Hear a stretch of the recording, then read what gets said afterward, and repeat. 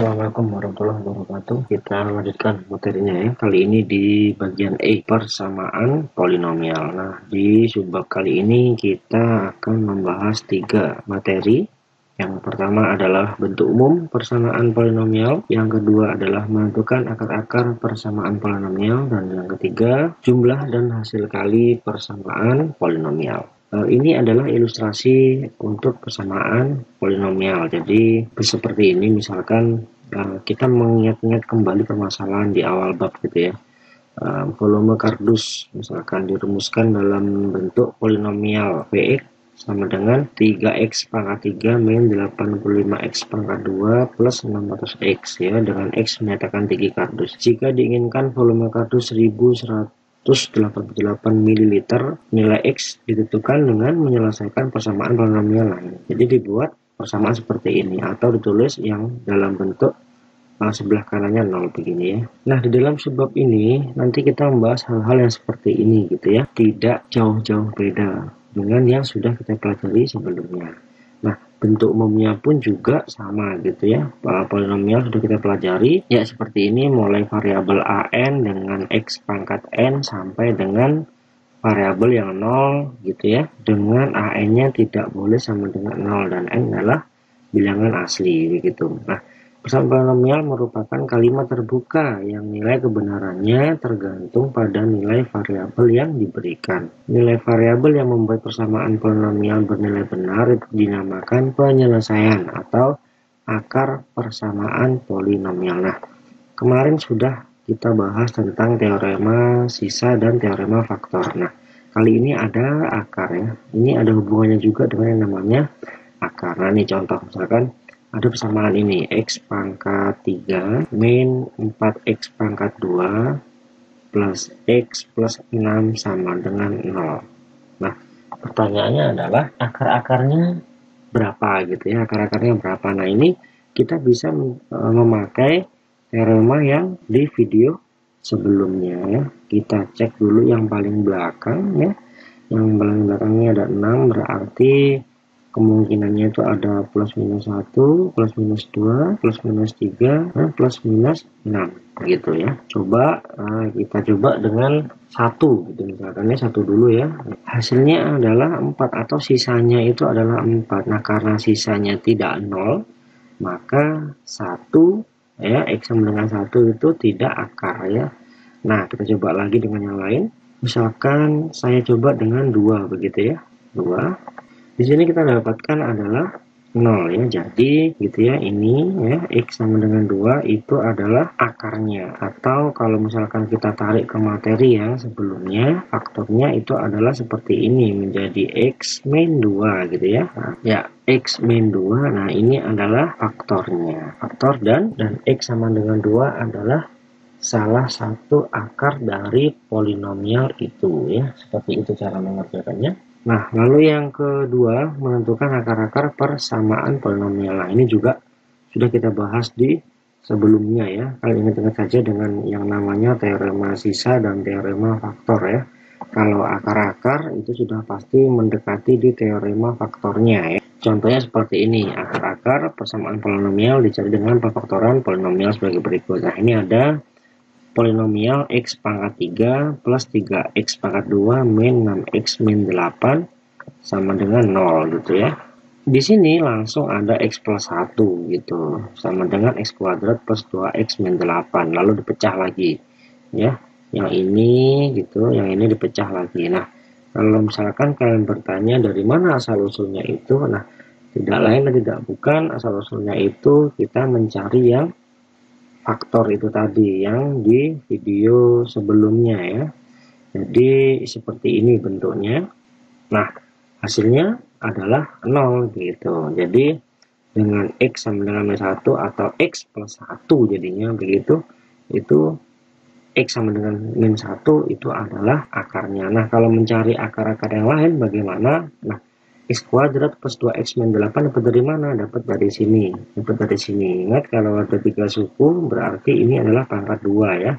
Makanya menghasilkan begini nih, x pangkat 2 ini plus 2x, ini min 8 ya. Ini juga ada di materi sebelumnya. Nah, ini dapatnya begitu. Dan x kuadrat plus 2x min 8 itu dikerjakan seperti biasa. Soalnya kita kalau mengerjakan dengan pangkat 2 sudah terbiasa ya. Maka hasilnya adalah x min 2 dan x plus 4. Makanya x sama dengan min 1, x sama dengan 2, dan x sama dengan min 4 itu adalah akar-akar dari persamaan polinomial tersebut ya. Seperti itu caranya mengerjakan. Jadi begini, untuk x plus 1 gitu misalkan seperti ini dikatakan disebut sebagai faktornya. Nah, kalau bentuknya masih seperti ini, tapi kalau sudah seperti ini bentuknya, nah min satunya itu disebut sebagai akarnya. Jadi faktor sama akar itu caranya berbeda, cuma penyebutnya nanti harus lain ya. Kalau tanyakan faktor berarti cukup menyebutkan x plus 1, tetapi kalau menyebutkan akar berarti harus x sama dengan min 1, seperti itu. Nah, lalu yang ketiga yaitu tentang jumlah dan hasil kali akar-akar persamaan polinomial. Nah, ini adalah pokok dari video kali ini ya. Ada yang dinamakan jumlah dan hasil kali akar-akar polinomial itu dijelaskan dalam teorema. Nah, teoremanya adalah teorema berikut ini ya. Teoremanya namanya adalah teorema Vieta. Ini menjelaskan tentang hubungan akar-akar dari sebuah polinomial. Nah, misalkan ada polinomial Px gitu dengan bentuk seperti ini, an x pangkat n ya. N di sini adalah merupakan koefisien untuk variabel pangkat n ya. Dan seterusnya hingga koefisien untuk variabel 0 atau disebut sebagai konstanta ya. Nah, itu adalah polinomial dengan pembuat 0 begitu ya. Dan ini x1, x2, x3 sampai xn itu adalah akar-akarnya ya, disebut akar-akarnya gitu. Nah, kalau udah akar-akarnya berarti nah px-nya sama dengan 0 ya. Maka hubungan-hubungan itu berlaku seperti ini. Nah, ini sebenarnya mirip banget ketika kalian belajar tentang persamaan kuadrat, hubungan jumlah dan hasil kali akar-akarnya. Nah, cuma kita sekarang membahas di pangkat 3 ke atas begitu ya. Yang pertama adalah ketika akar-akarnya itu dijumlahkan. X1 tambah X2 sampai Xn. Nah, itu rumusnya adalah ini, kalau kurang jelas cukup mencari itu ya. Ini yang pertama. Lalu yang kedua adalah kalau ada hubungan perkalian dua suku atau dua akar dikalikan x1 kali x2 ditambah x1 kali x3 ditambah x1 sampai xn, lalu geser x2 kali x3, x2 kali x4 terus sampai n, geser dan seterusnya. Itu adalah seperti ini. Nah, ini kalau kurang jelas. Nah, sedangkan yang ketiga itu adalah perkalian dengan 3 suku. Nah, ini khusus untuk suku yang di atas 4 gitu ya, 4 ke atas. Nah, x1 kali x2 kali x3 ditambah x1 kali x3 kali x4 terus sampai x1 kali xn-1 dan xn gitu dan seterusnya. Itu adalah seperti ini. Yang keempat ya, kalau misalkan untuk akar-akarnya itu dikalikan semuanya ya, itu adalah seperti ini ya. Min 1 pangkat n dikalikan dengan A0-nya per A N. Bentuknya sepertinya lebih sederhananya seperti ini. Jadi misalkan dengan N-nya 3 gitu ya. Ini misalkan N-nya 3. Di bentuknya seperti ini. Kalau pangkat 3 berarti ada 4 koefisien ya. A, B, C, dan D. Nah, kalau seandainya X1 ditambah X2 ditambah X3 dan seterusnya. Nah, tadi kan rumusnya adalah min A N min 1 per A pangkat N. Perhatikan AN-1 itu selalu berada di bagian B-nya. Makanya dia min B per A. Nah, ini juga mirip dengan persamaan kuadrat. Kalau kalian mencari akar-akarnya, jumlah akarnya itu juga min B per A. Kan begitu. Lalu yang kedua, ketika perkalian nih. Perkalian dan dijumlahkan X1 kali X2. X1 dikali X3. X2 dikali X3. Nah, rata semua tuh. Itu adalah tadi itu rumusnya itu adalah A N min 2 per AN. Nah, ini selalu jatuh di C-nya. Makanya dia di sini C per A. Begitu. Ini untuk yang N sama dengan 3. Nah, sedangkan bagaimana kalau yang N-nya sama dengan 4? Nah, yang pertama, untuk penjumlahan tuh sama ya, min B per A. Nah, untuk yang kedua, ini perkalian dengan 2 akar dulu. X1 kali X2, X1 dikali X3 ditambah lagi X1 kali X4.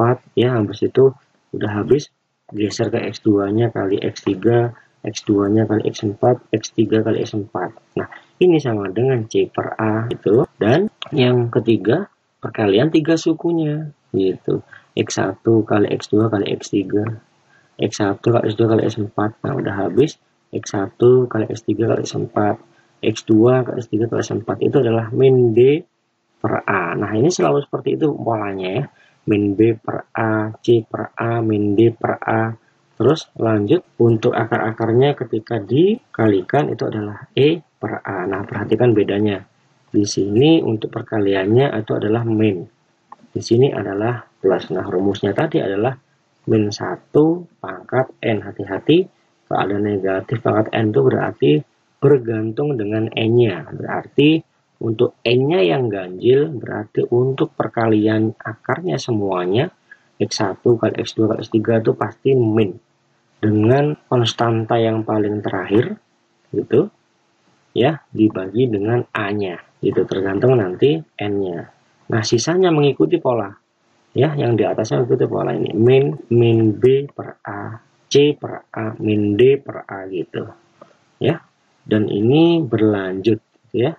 Kalau misalkan N-nya lebih di atas 4, ya, di atas 4, jadi tinggal menambahkan alfabet menjadi min F per A itu ya, dan seterusnya. Jadi sebenarnya teorema Free-Tail menjelaskan hal yang seperti itu gitu ya. Kita coba dengan soal. Oke, ini soal yang pertama, salah satu akar persamaan suku banyak X pangkat 3 min 2X pangkat 2 plus NX plus 6 sama dengan 0 adalah X sama dengan 1.